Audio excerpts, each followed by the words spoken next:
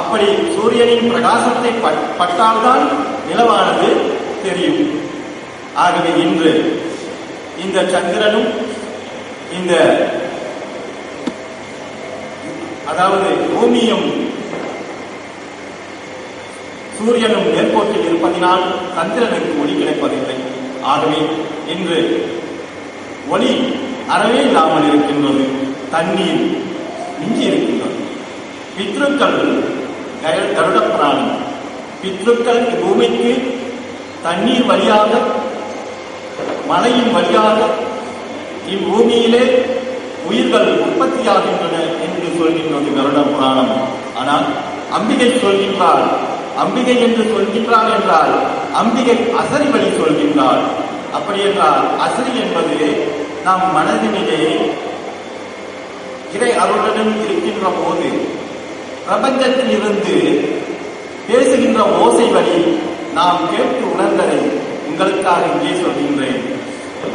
அம்பிகை என்ன சொல்கின்றார் என்றால், இந்த மனித வர்க்கம் உற்பத்தி ஆகிற காரணம் நமக்கெல்லாம் தெரியும். Solar system. The solar system is basically depends on the sun. சூரியனை ஒட்டியே இருக்கின்றது. அந்த சூரியன் இல்லை என்றால் உயிர்கள் இவ்வுலகத்தில் இல்லை.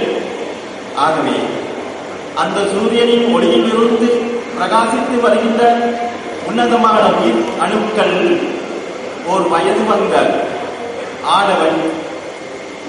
வந்த ஆடவனின் உடலில் நமது மயிர்த்துளிகளின் வழி. அப்படி என்றால் மயிர்த்துளைகள் எங்கே இருக்கின்றன? முடிக்காணிக்கையை பற்றி ஒரு ஆர்டிக்கல் தமிழ் நேசனிலே எழுதியுள்ளோம். அதிலே சொல்கின்றோம், இந்த உடலானது 72,000 நாடிகளை கொண்டது. எங்கே இருக்கிறது?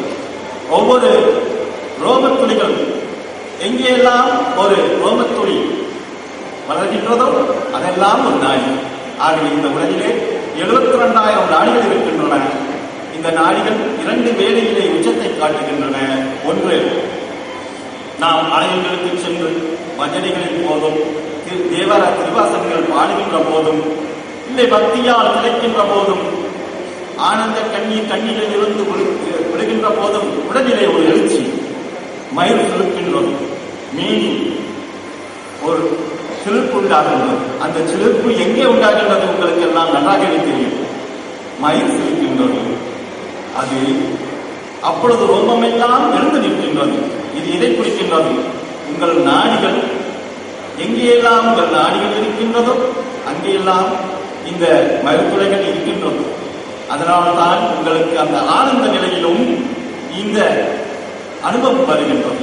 அதே போல் மிக எளிதாக இந்த நாடிகள் உண்மை என்று அது சாதாரண நாயை கண்டு பயந்தாலும் இல்லை பேயை கண்டு பயந்தாலும் பேய் இருக்கின்றது என்று பயந்தாலும் மெய் சுருக்கின்றது, மேனி சுருக்கின்றது. அதுவும் செலுப்புதான்.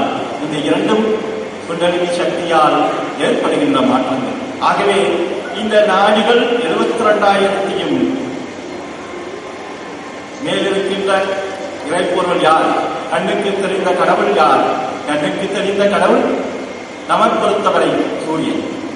அந்த சூரியன் இருக்கின்ற வரை இந்த பூமி மண்டலமும் இருக்கும். அப்படி இல்லை என்றால் நாம் அனைவரும் பிறகு இறைவனோடு கலக்க வேண்டியதுதான்.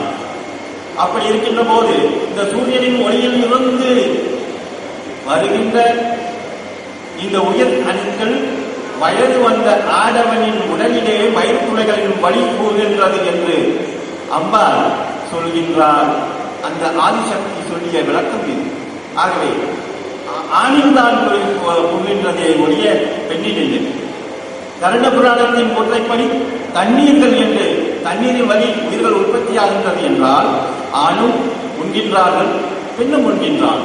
ஆகவே பின்னால் உள்ளப்பட்ட இல்ல தண்ணீர் குடிக்கப்பட்ட அந்த உணவுப் பொருட்களால் வந்த அந்த தண்ணீரில் வந்த உயிரணுக்கள் என்ன ஆகும்? ஏதோ முரண்பாடுகள் இருக்கின்றன. ஆனால் சூரிய ஒளி கதிர்களில் இருந்து ஆணுக்கு மட்டும் வருகின்ற இந்த உயிர் சக்தி அலைகள் ஆணின் உடலுக்குள் சென்று அவன் திருமணமான வயது அடைகின்ற போது, திருமண பந்தத்தில் ஈடுபடுகின்ற போது, பயாலஜிக்கல் நாம் குழந்தைகள் பெற்றுக்கொள்கின்ற போது ஆணில் இருந்து பெண்ணுக்கு செல்கின்றது இந்த உயிர் சக்தி. அதனால் இந்த உலகம் உயிர்ப்பித்துக் கொண்டிருக்கின்றது, உயிர்கள் உலகத்திலே உற்பத்தியாகிக் கொண்டிருக்கின்றன. இதுதான். அப்படி இந்த மாதிரியான வித்தியாசங்கள் நிறைந்து அம்பிகையானவள் பல விளக்கங்களை கூறுகிறாள். இது நான் இப்பொழுது உங்களிடம் பேசியது நமக்கு தெரிந்தவரை எந்த ஒரு புத்தகத்திலும் இல்லாதது. அம்பிகையானவள்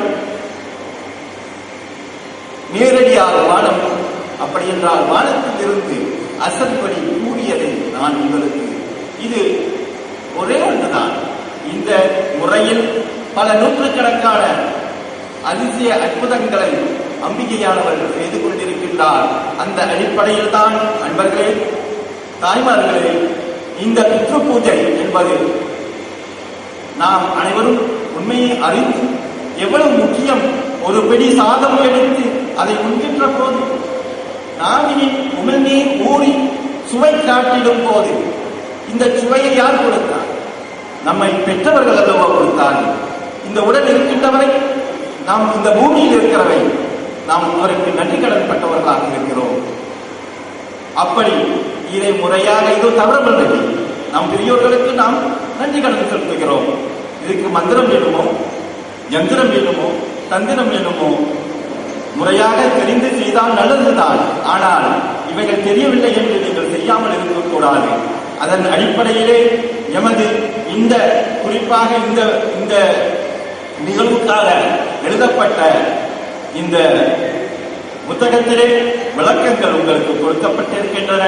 இந்த புத்தகங்கள் மிகவும் கவனமாக ஆங்கிலத்திலே நிறைய செய்திகள் இருக்கின்றது. நாம் இந்த முறை தமிழிலே அவ்வளவு விளக்கங்கள் கொடுக்கவில்லை. தமிழ் விளக்கங்கள் வேண்டுமென்றால் நாம் எழுதிய தமிழ் செம்மொழியா என்ற புத்தகம் பிறகு நீங்கள் வெளியே பெற்றுக் கொள்ளலாம். அதிலும் தமிழ் விளக்கங்கள் இருக்கின்றன. ஆகவே இப்படி அழைக்கிக் கொண்டே போய் உங்கள் நேரத்தை நான், ஏனென்றால் நாம் எல்லாரும் இங்கே கூடி வந்திருக்கின்றது நம்முடைய பித்ருக்களுக்கு நன்றி செய்யும். வேதியர் மந்திரம் போத அவர் தன் கடனை செய்கின்ற போது நீங்களும் உடன் சேர்ந்து ஏன் மலர்களை கொண்டிருந்திருக்கிறீர்கள்? மலர்கள், முக்கியமாக மலர்களை 108 முறை உங்கள் தகப்பனார் தாயார் காலமாகி இருந்தால் அவர்களை நாமங்களை சொல்லி, அவர் அங்கே மந்திரங்கள் சொல்லுகின்ற போது, மோட்ச விளக்கு எரிகின்ற போது நீங்கள் அவர்கள் பெயர்களை சொல்லி அவர்கள் உங்களுக்கு செய்த நன்றிகளை நினைவில் கொண்டு வந்து நல்லதை நினைவில் கொண்டு வாழ்த்துங்கள். நிச்சயமாக நமக்கு நல்லொரு அவர்கள் மூலம், நம் பித்ருக்கள் மூலம், நம் மௌத்தம் மூலம் வந்து கிடைக்கும். அன்பர்களே, எந்த ஒரு தெய்வீக நம்பிக்கையும் அல்லாமல் பித்ருக்களை மட்டிலுமே நம்பி வாழுகின்ற சமுதாயமும் இருக்கின்றது. அது அமெரிக்காவில், தென் அமெரிக்காவில் வாழ்கின்ற கிரேட் இந்தியன் அவர்கள் பித்ருக்களை we only believe in our grandfather's soul, அந்த முறையிலே அவர்கள் அற்புதமாக வாழ்ந்து கொண்டிருக்கின்றார்கள். அவர்கள் நோயும் சரி, இல்லை உலகிலே அடைகின்ற சுகத்திற்கும் சரி, இந்த பித்ருக்களை நாடுகின்றார்கள். ஆகவே நாம் இரு கரங்கள் சேர்த்து இந்த 2 ரெக்கையும் நன்றாக பறக்க வேண்டும் என்றால், ஒன்று பித்ருக்களை வணங்குங்கள், மற்றொன்று தேவர்களை போற்றுங்கள். ஓம் பூர் புவஸ்வஹ தத் சவிதுர் வரேண்யம் பர்கோ தேவஸ்ய தீமஹி யோ யோன பிரச்சோதயாத் என்ற 3ஆம் நிலையாயிருக்கின்ற ஒரு கண் பித்ருக்களாகவும் ஒரு கண் தேவர்களாகவும் இருந்து நமக்கு துணை நின்று நாம் பறப்பதற்கும் நாம் செயல் செய்வதற்கும் நமக்கு அறிவையும் பூரண அன்பையும் கொடுத்து, அன்பும், the rightful desire and the rightful knowledge will lead us to the success. இந்த 2 கண்களும், ஒன்று knowledge, ஒன்று the rightful desire. The rightful desire and the rightful knowledge will lead us to the success. அப்படி என்றால் வலது கண் அறிவையும், இடது கண் முறையான இச்சையும் கொடுக்கின்றது. இப்பொழுது விஞ்ஞான முறையிலே the right side of the brain, the left side of the brain நாமும் எழுதியிருக்கின்றோம். not only the left side of the brain and the right side of the brain, I written the front side of the brain and the back of the brain.